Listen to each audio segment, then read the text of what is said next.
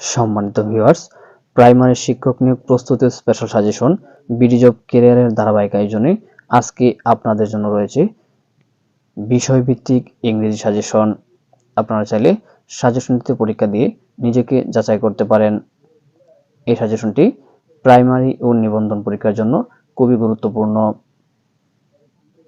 এখানে বিগত সালের বাছাই করা প্রশ্নগুলো নিয়ে সাজেশনটি তৈরি করা হয়েছে। আমার এই চ্যানেলটি আপনারা যারা এখনো সাবস্ক্রাইব করেননি, সাবস্ক্রাইব করে এবং লাইক কমেন্ট শেয়ার করে সাথে থাকবেন। তাহলে আর দেরি না করে শুরু করা যাক আজকের ইংরেজি সাজেশনের 21 নং প্রশ্ন দিয়ে। 21 নং প্রশ্নে বলা আছে, he is acquainted dash some internationally famous people. আমি আবার বলছি, he is acquainted dash some internationally famous people. এখানে ড্যাশের মধ্যে নিচের কোন প্রিপজিশনটি বসবে, সঠিক প্রিপজিশনটি বসিয়ে আপনারা বাক্যটি সম্পন্ন করুন। তাহলে সঠিক প্রিপজিশনটা হচ্ছে উইথ। সঠিক প্রিপজিশনটা হচ্ছে উইথ। 22 নং প্রশ্ন বলা আছে, দ্য সিনোনিম অফ ডিসইন্টারেস্টেড।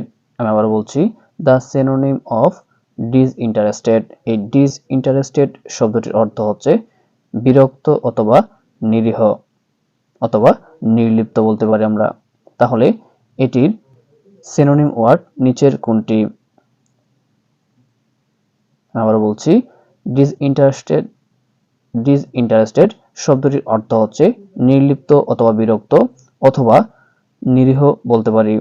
তাহলে এটির সিনোনিম ওয়ার্ড নিচের কোনটি? আপনারা সঠিক উত্তরটি চিহ্নিত করে খাতা লিখে ফেলুন।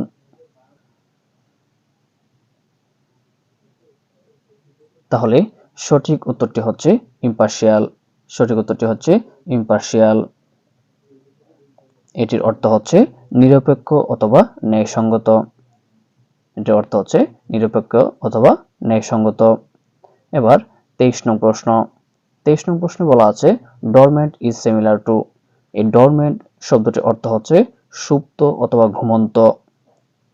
তাহলে এটির সিনোনিম ওয়ার্ড অথবা সিমিলার ওয়ার্ড নিচের কোনটি? আপনারা সঠিক উত্তরটি চিহ্নিত করে খাতা লিখে ফেলুন। তাহলে সঠিক উত্তরটি হচ্ছে ইনঅ্যাক্টিভ।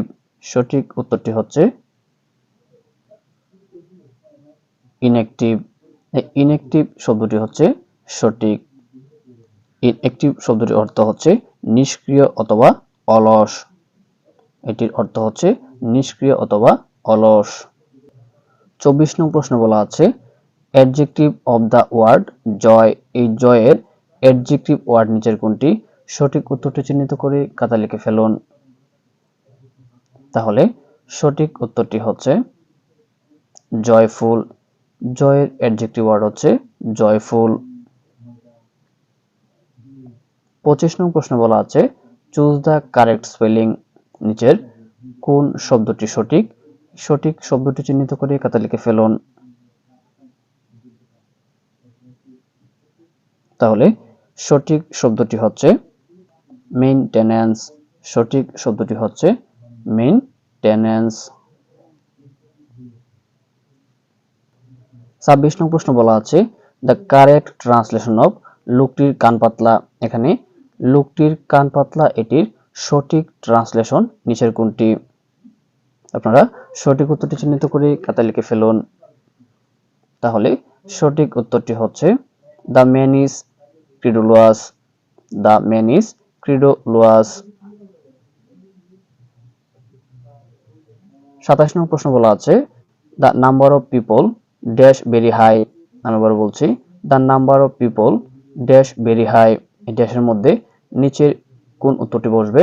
সঠিক উত্তরটি চিহ্নিত করে খাতায় লিখে ফেলুন। তাহলে সঠিক উত্তরটি হচ্ছে পিপল ওয়াজ ভেরি হাই। তাহলে সঠিক উত্তরটি হচ্ছে ওয়াজ।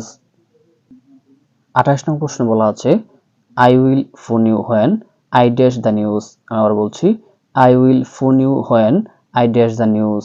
এখানে ড্যাশের মধ্যে নিচের কোন ওয়ার্ডটি বসবে সঠিক উত্তরটি চিহ্নিত করে খাতায় লিখে ফেলুন।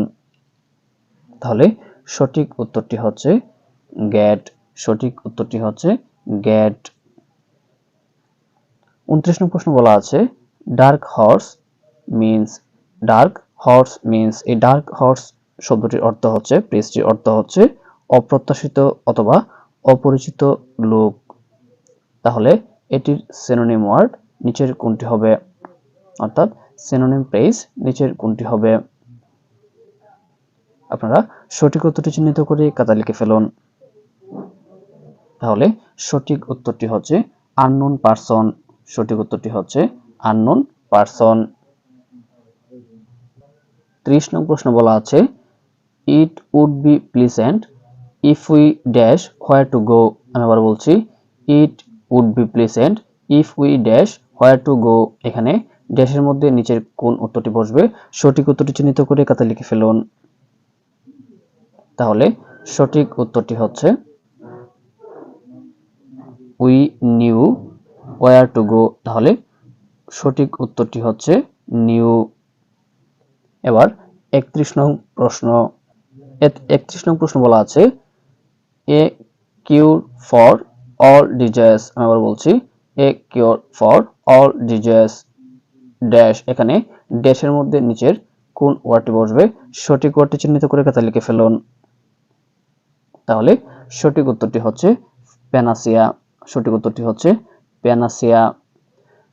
32 নং প্রশ্ন বলা আছে হি ওয়াজ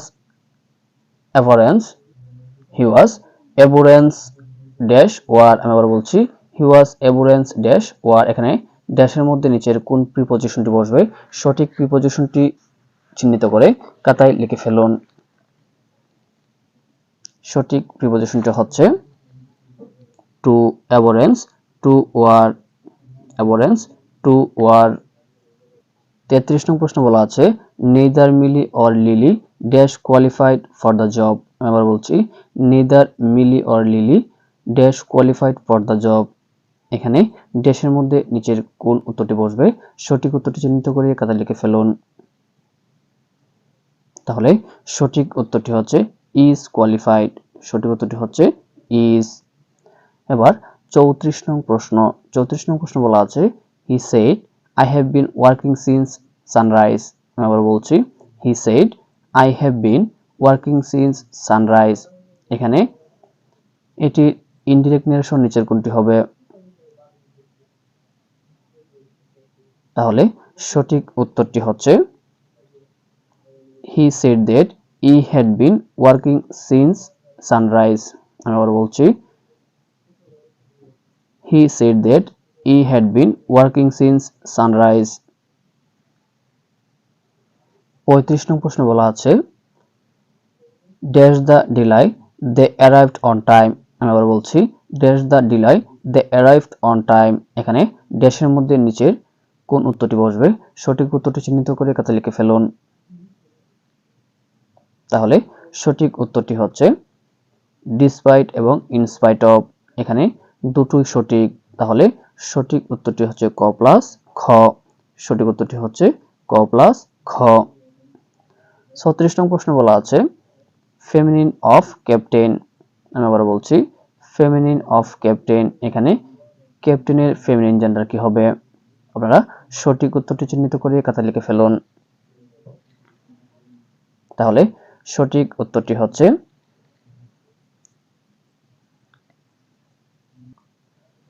ক্যাপ্টেনেস। সঠিক উত্তরটি হচ্ছে ক্যাপ্টেনেস। 37 নং প্রশ্ন বলা আছে the plural form of mouse. আমরা বলছি the plural form of mouse. এখানে মাউসের প্লুরাল ফর্ম নিচের কোনটি হবে? আপনারা সঠিক উত্তরটি চিহ্নিত করে খাতায় লিখে ফেলুন। তাহলে মাউসের প্লুরাল ফর্ম হচ্ছে মাইস। সঠিক উত্তরটি হচ্ছে মাইস। 38 নং প্রশ্ন বলা আছে everyone should dash the truth.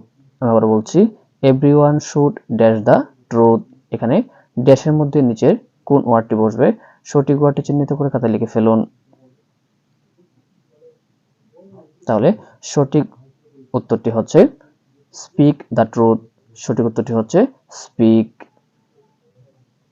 39 নং প্রশ্ন বলা আছে culinary is a word connected to, আমি আবার বলছি, এই কুলিনারি শব্দটির অর্থ হচ্ছে রান্না সম্পর্কীয় বা রন্ধন সম্পর্কীয়। তাহলে এই শব্দটির সাথে কানেক্টেড আছে নিচের কোন ওয়ার্ডটি, আপনারা সঠিক ওয়ার্ডটি চিহ্নিত করে খাতায় লিখে ফেলুন। তাহলে সঠিক উত্তরটি হচ্ছে কুকিং, অর্থ রান্না করা বা রন্ধন। তাহলে সঠিক উত্তরটি হচ্ছে কুকিং। সম্মানিত ভিউয়ার্স, আজকের সর্বশেষ প্রশ্ন 40 নং প্রশ্ন বলা আছে the novelist is observant dash public feeling, আমি আবার বলছি, the novelist is observant dash public feeling. এখানে ড্যাশের মধ্যে নিচের কোন প্রিপজিশনটি বসবে, সঠিক প্রিপজিশনটি বসিয়ে আপনারা বাক্যটি সম্পন্ন করুন। তাহলে সঠিক উত্তরটি হচ্ছে অফ, সঠিক উত্তরটি হচ্ছে অফ। সম্মানিত ভিউয়ার্স, আজ এ পর্যন্তই। এতক্ষণ বিডি জব ক্যারিয়ারের সাথে দেখার জন্য আপনাকে অসংখ্য ধন্যবাদ।